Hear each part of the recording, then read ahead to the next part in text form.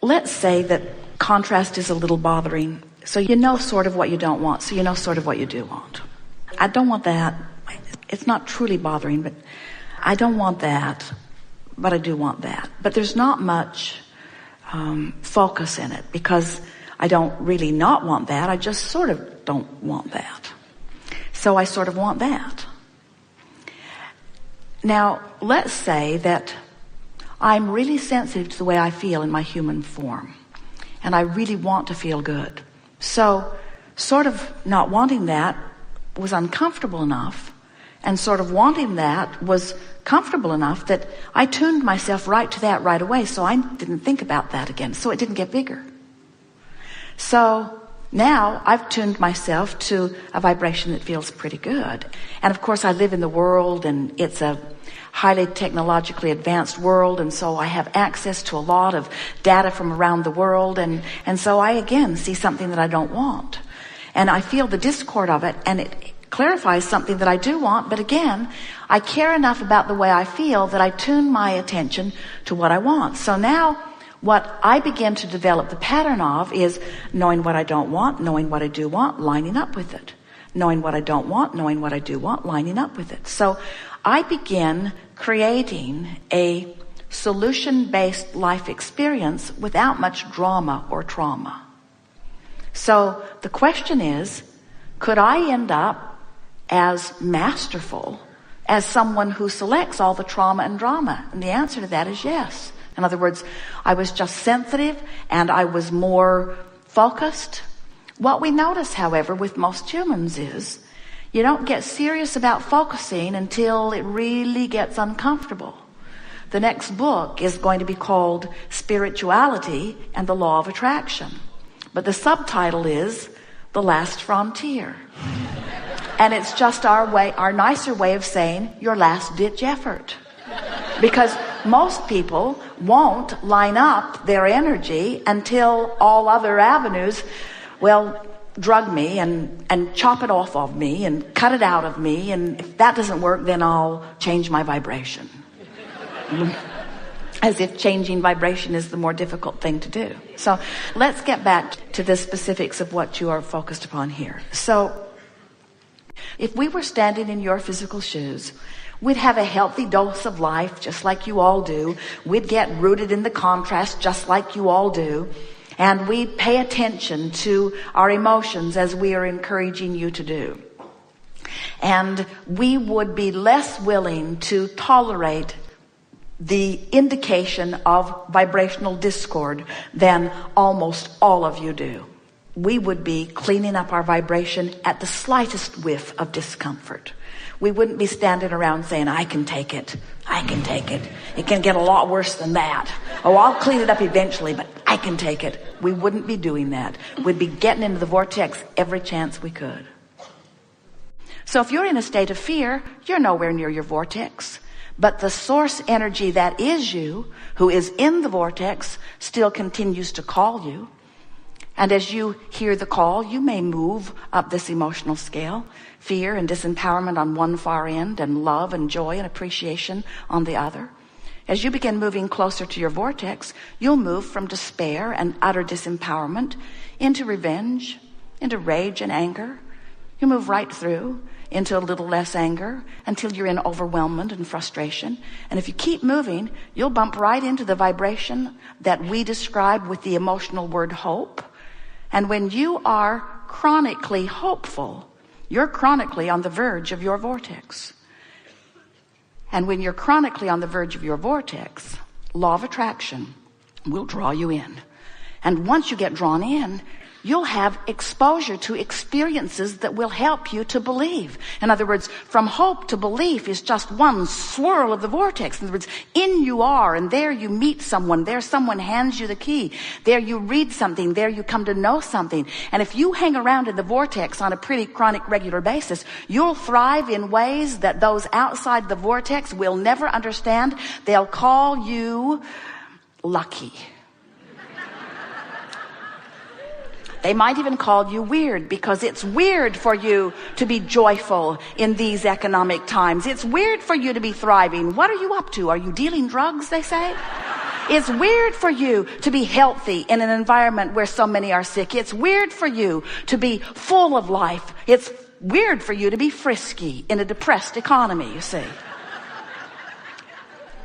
But from inside the vortex, you're looking at life, even your life here on planet Earth, through the eyes of Source. You're tuned in, tapped in, turned on, in vibrational alignment with all that you have become. And that is the most important thing that we want to help you to understand. The emotions that you feel are your indicator of how much you are allowing yourself to be all that you've become, or how much you are resisting or disallowing. Your emotions are giving you all of that. If you can think, regardless of the condition, a thought that puts you in the vortex, the condition has to change. And you know why? Because the condition, only and ever and always, is a vibrational indicator. The conditions, the reality, whatever they are, the money, the relationships, the bodily conditions, every condition is a manifestational indicator of vibration. And when you can disregard the reality, when you can disregard those indicators by directing your thoughts to things that cause you to feel good, by directing your thoughts to things that align you with the source that is really you, by directing your thoughts to the whole of who you are, to the solution rather than the problem, to the answer rather than the question. When you think, regardless of the condition, you're living unconditional love, you go into the vortex, and then what happens is your condition has to change, because remember, it was an indicator of your vibration. And when you're in the vortex, your vibration matches your desire, not what's gone wrong. Your vibration matches the solution, no longer the problem. Your vibration matches the answer, no longer the question. You see how it works? Every time you ask, it's given. And it's given because the larger part of you becomes the vibrational equivalent of what you've asked for. And in order for you to have the manifestation that you want to call your reality, you've got to match up with what you've asked for, and you can't do it by looking at the absence of it. We want to get across to you in a way that you will always remember that when you don't feel good, when you're discouraged or depressed or overwhelmed or afraid, when you're worried, when you're angry, when you're fearful, when you have any of those negative emotions bubbling within you, what it means every single time is that your life caused you to expand, and right now you stubbornly aren't going. The larger part of you went to a newer, clearer, better feeling, more evolved, more expansive place, just like you knew you would cause to happen by your association with physical life out here on the leading edge. But you didn't go. You didn't take the bounce. You're still justifying why you want it. I really need these things I've asked for because I'm really sick. I'll pray for recovery from this awful thing that I have. We're beating the drum, can you tell? I don't have enough, I don't have enough, I don't have enough, I don't have enough, I've never had enough, I've never had enough, I've never had enough, I've never had enough. It's not fair that those others have so much. It's not fair that those others have so much. And what we want you to understand is that as long as you are still poking around at the vibration that has caused you to expand, you're going to feel awful because you're not letting yourself expand. You're stuck in what you call reality. And we want you to understand that everything that you see around you, every manifestation, your Earth spinning in its orbit in perfect proximity to other planets, all of it was vibrationally happening first. All of it was in this vortex of creation first. All of it was a vibrational reality before it came into view by you. Esther had a sort of startling revelation not very long ago where she was grouchy about something that had happened, and the more she thought about it, the grouchier she was. And then other thoughts off the subject, but same sort of vibrational core, began coming into her mind. She began remembering everything like that had ever happened to her. So she was building a bigger and bigger and bigger and bigger and bigger and bigger case about it.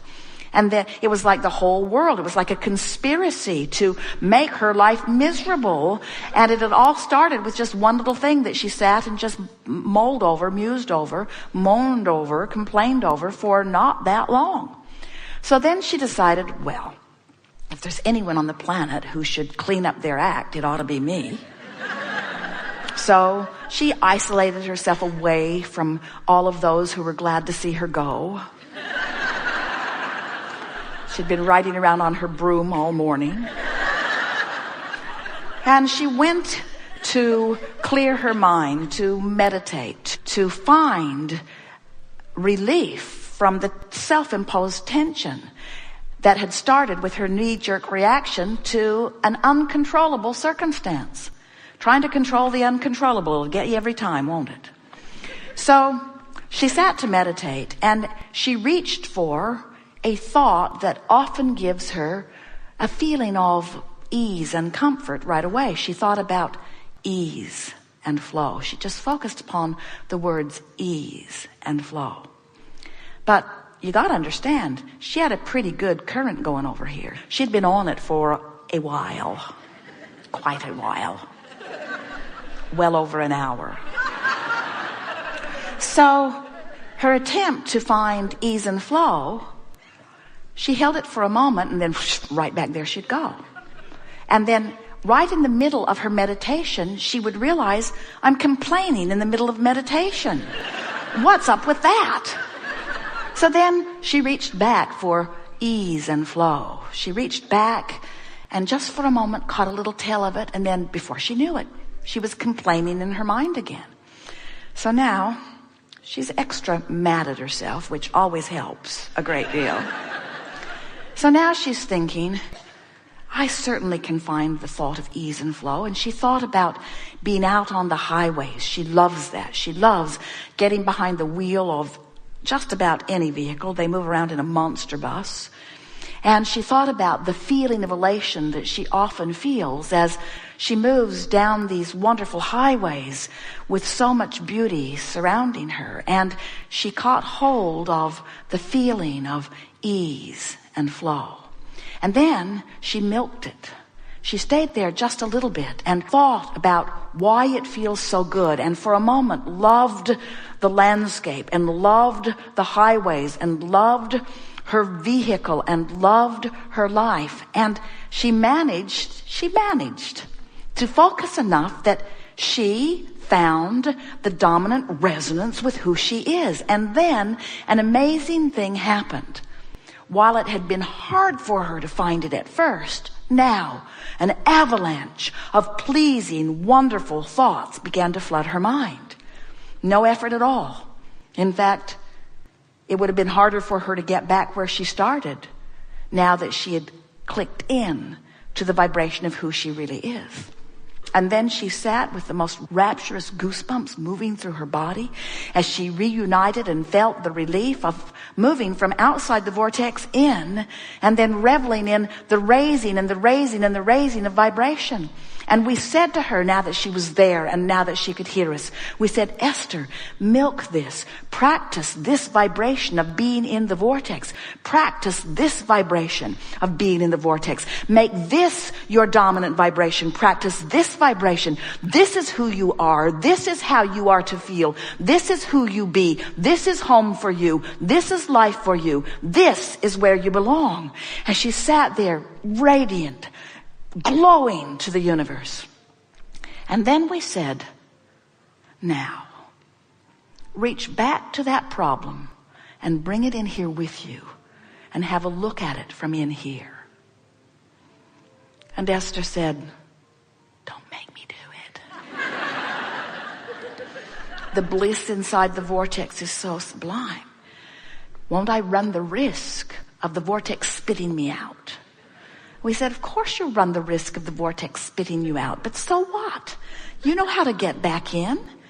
You got to be out there where things are happening in order to know what you want. Of course, there's no risk. Just bring it in and have a look at it. So she brought it in, thought about it, chewed on it for a minute. The vortex spit her right out. It was still in that raw and ragged place, and her attention to it caused her to not be able to stay in alignment with who she was. But the next time, still sitting there, that she went to get in the vortex, she went right in. In other words, she just ignored it for a moment, thought about ease and flow, remembered how good she'd been feeling just a moment ago, went right back in. And we said, now, go get it again.